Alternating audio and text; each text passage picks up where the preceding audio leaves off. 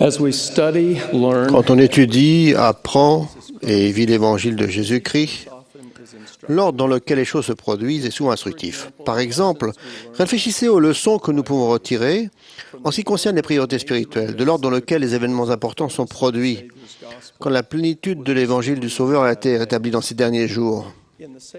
Dans le bosquet sacré, Joseph Smith a vu le Père éternel et Jésus-Christ, et il leur a parlé. Entre autres choses, Joseph a appris la nature véritable de la divinité et de la révélation continue.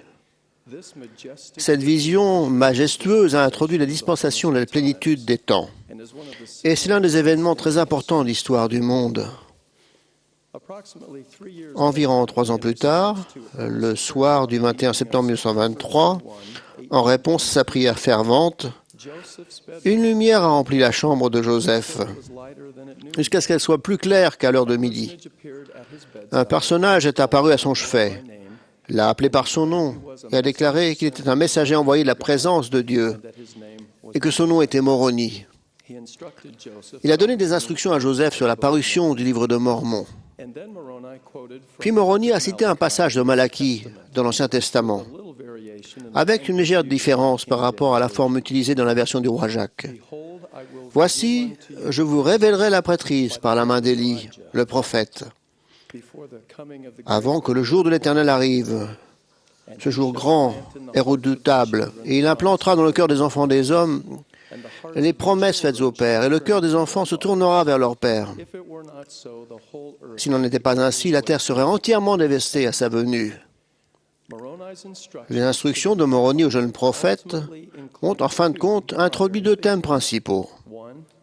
Le livre de Mormon et les paroles de Malachie, annonçant le rôle d'Élie dans le rétablissement de toutes choses dont Dieu a parlé anciennement par la bouche de ses saints prophètes depuis le début du monde. Ainsi, les événements qui ont introduit le rétablissement ont révélé une compréhension correcte de la divinité, ont souligné l'importance du livre de Mormon et ont annoncé l'œuvre du salut et de l'exaltation pour les vivants et pour les morts. Cette séquence inspirante nous montre quelles sont les choses spirituelles qui importent le plus à Dieu. Mon message se concentre sur le ministère et l'esprit d'Élie, que Moroni a prédit dans ses instructions initiales à Joseph Smith. Je prie avec ferveur pour recevoir l'aide du Saint-Esprit. Élie était un prophète de l'Ancien Testament par l'intermédiaire duquel de grands miracles ont été accomplis. Jadis, en Israël, il a scellé les cieux et la pluie n'est pas tombée pendant 3 ans et demi. Il a multiplié la farine et l'huile d'une veuve. Il a ressuscité un jeune garçon. Il a fait descendre le feu du ciel lors d'un défi lancé aux prophètes de Baal. À la fin de son ministère mortel, il monta au ciel dans un tourbillon et il fut enlevé. Les révélations modernes nous apprennent qu'Élie détenait le pouvoir de scellement de la prêtrise de Melchisédek et qu'il a été le dernier prophète à le détenir jusqu'à l'époque de Jésus-Christ. Joseph Smith, le prophète, a expliqué, je cite, « L'esprit, le pouvoir et l'appel d'Élie, c'est que vous avez le pouvoir de détenir la clé de la plénitude de la prêtrise de Melchisédek et d'obtenir toutes les ordonnances appartenant au royaume de Dieu. » Fin de citation. Cette autorité de scellement sacré est indispensable pour que les ordonnances de la prêtrise soient valides et fassent force de loi sur la terre et dans les cieux. Élie est apparu avec Moïse sur le mont de la Transfiguration. Il a conféré cette autorité à Pierre, Jacques et Jean. Le 3 avril 1936, Élie est encore apparu avec Moïse et d'autres dans le temple de Kirtland. Il a conféré les mêmes clés à Joseph Smith et à Oliver Cowdery. Les Écritures disent qu'Élie, le prophète, s'est tenu devant Joseph et Oliver et qu'il a dit « Voici, le temps est pleinement arrivé. » Ce temps dont il était parlé par la bouche de Malachie, lorsqu'il a témoigné qu'il, Élie, serait envoyé avant la venue du jour du Seigneur, jour grand et redoutable, pour tourner le cœur des pères vers les enfants et les enfants vers les pères, de peur que la terre entière ne soit frappée de malédiction. C'est pourquoi les clés de cette dispensation sont remises entre vos mains. Et vous saurez par là que le jour du Seigneur, jour grand et redoutable, est proche, et même à la porte. Le rétablissement de l'autorité de scellement par Élie en 1836 était nécessaire pour préparer le monde à la seconde venue du Sauveur. Il a instauré un intérêt considérablement accru dans le monde pour la recherche dans le domaine de l'histoire familiale. Joseph Smith, le prophète, a déclaré, je cite, « La plus grande responsabilité que Dieu nous ait confiée ici-bas est de rechercher nos morts. Car il est nécessaire que nous ayons le pouvoir de scellement pour sceller nos enfants et nos morts pour la plénitude de la dispensation des temps. Dispensation faite pour recevoir l'accomplissement des promesses faites par Jésus-Christ avant la fondation du monde pour le salut des hommes. Dieu a donc dit, « Voici, je vous enverrai Élie, le prophète. » Joseph a encore expliqué, mais quel est le but de la venue d'Élie et comment doit-il être accompli? Les clés doivent être remises, l'esprit d'Élie doit venir, l'Évangile doit être rétabli, les saints de Dieu rassemblés, Sion édifié, et les saints montés comme libérateurs sur la montagne de Sion. Mais comment vont-ils devenir libérateurs sur la montagne de Sion? En construisant leur temple et en recevant toutes les ordonnances en faveur de tous leurs ancêtres qui sont morts. Et c'est en cela que se trouve la chaîne qui lie le cœur des pères aux enfants et les enfants aux pères, ce qui accomplit la mission d'Élie. » Fin de citation. Russell M. Nelson a enseigné que l'esprit d'Élie est une manifestation du Saint-Esprit qui rend témoignage de la nature divine de la famille. Cette influence caractéristique du Saint-Esprit incite les gens à identifier et à chérir leurs ancêtres et les membres de leur famille, passés et présents, et à collecter des informations les concernant. L'esprit d'Élie touche des personnes membres et nous membres de l'Église. Cependant, en tant que membres de l'Église rétablie du Christ, nous avons fait alliance et avons ainsi la responsabilité de rechercher nos ancêtres et de leur donner accès aux ordonnances salvatrices de l'Évangile. Ils ne parviennent pas sans nous à la perfection. Et sans nos morts, nous ne pouvons pas non plus parvenir à la perfection. Pour ces raisons, nous faisons des recherches d'histoire familiale, nous construisons des temples et nous accomplissons des ordonnances par procuration. Pour ces raisons, Élie a été envoyé pour établir l'autorité de scellement qui lit sur la terre et dans les cieux. Nous sommes les agents du Seigneur dans l'œuvre du salut et d'exaltation qui empêchera que la terre entière soit frappée de malédiction à son retour. C'est notre devoir et notre grande bénédiction. Je demande maintenant l'attention des jeunes filles, des jeunes gens et des enfants de la génération montante, tandis que je souligne l'importance de l'esprit d'Élie dans leur vie d'aujourd'hui. Mon message s'adresse à toute l'Église en général, mais à eux en particulier. Beaucoup d'entre vous, les jeunes, pensent sans doute que l'histoire familiale doit être accomplie essentiellement par les personnes d'âge mûr. Mais je n'ai pas connaissance que les Écritures indiquent un âge limite ou que les dirigeants de l'Église aient annoncé des directives et réservant ce service important aux adultes d'âge mûr. Vous êtes fils et filles de Dieu, enfants d'alliance et bâtisseurs du royaume. Vous n'avez pas besoin d'attendre d'avoir un âge arbitraire pour vous acquitter de votre responsabilité et d'aider à l'œuvre du salut de la famille humaine.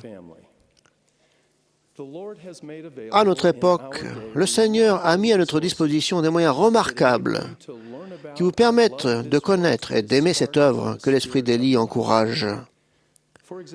Par exemple, Famille Search est une collection d'annales, de documents et de services facilement accessibles par ordinateur et divers appareils portables destinés à aider les gens à découvrir et rassembler des informations pour leur histoire familiale.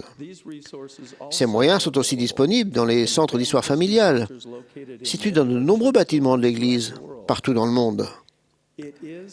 Ce n'est pas par hasard que Family Search et d'autres outils sont apparus à une époque où les jeunes sont si à l'aise avec une grande variété de technologies de l'information et des communications.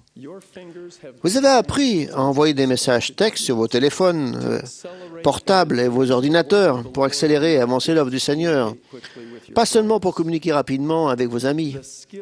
Les compétences et les aptitudes évidentes parmi de nombreux jeunes d'aujourd'hui les préparent à contribuer à l'œuvre du salut. J'invite les jeunes de l'Église à apprendre et à faire l'expérience de l'esprit d'Élie.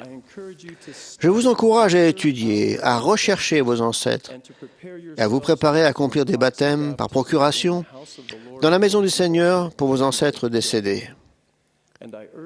Et je vous exhorte à aider d'autres personnes à découvrir leur histoire familiale. Répondez avec foi à cette invitation et votre cœur se tournera vers vos ancêtres. Les promesses faites à Abraham, Isaac et Jacob sont implantées dans votre cœur. Votre bénédiction patriarcale contenant la déclaration de votre lignage vous liera à ses pères et aura plus de sens pour vous. Votre amour et votre reconnaissance envers vos ancêtres augmenteront. Votre témoignage de Sauveur et votre conversion à lui deviendront profonds et plus durables. Et je vous promets que vous serez protégés de l'influence de plus en plus intense de l'adversaire. En participant à cette œuvre sainte et en l'aimant, vous serez protégés pendant votre jeunesse et tout au long de votre vie. Parents et dirigeants, veuillez aider vos enfants et les jeunes à mieux connaître l'esprit d'Élie et à le ressentir. Mais ne programmez pas cet effort à l'excès et ne vous lancez pas dans des informations, une formation trop détaillée. Demandez aux jeunes d'explorer, d'expérimenter et d'apprendre par eux-mêmes. Tout jeune peut faire ce que je suggère à l'aide des activités d'apprentissage disponibles sur lds.org/Family History Youth.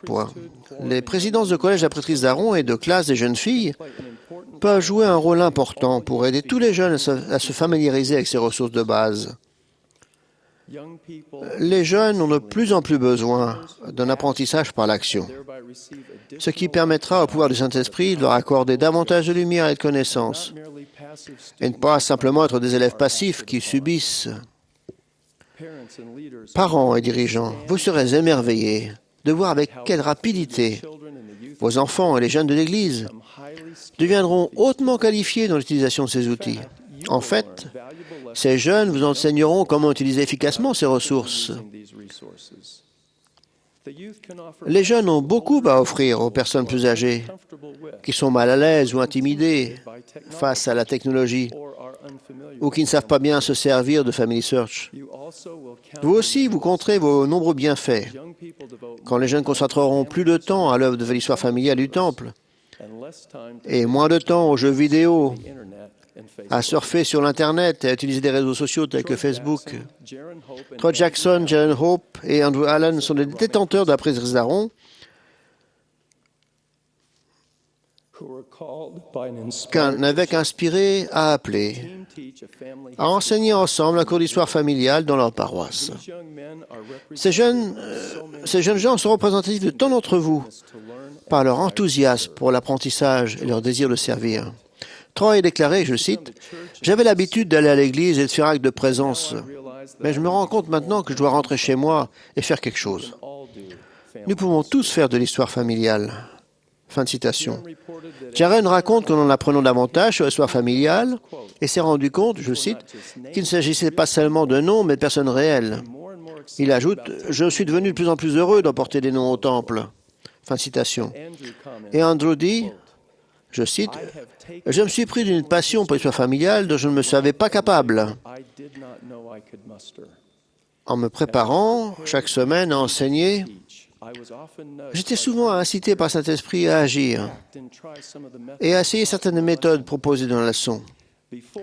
Auparavant, l'histoire familiale me faisait peur, mais l'Esprit m'a aidé à remplir mon appel et à aider beaucoup de gens de notre paroisse. » Fin de citation.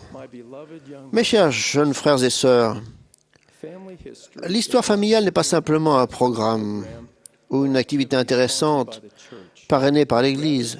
Elle est en fait une partie essentielle de l'œuvre du salut et de l'exaltation. Vous avez été préparés pour vivre à cette époque et édifier le royaume de Dieu. Vous êtes ici maintenant sur la terre pour contribuer à cette œuvre glorieuse. Je témoigne qu'Élie est revenu sur la terre et qu'il a rétabli l'autorité sacrée du scellement. Je témoigne que ce qui est lié sur la terre peut être lié dans les cieux. Et je sais que les jeunes de la génération montante ont un rôle clé à jouer dans cette grande entreprise. J'en témoigne au nom sacré du Seigneur Jésus-Christ. Amen.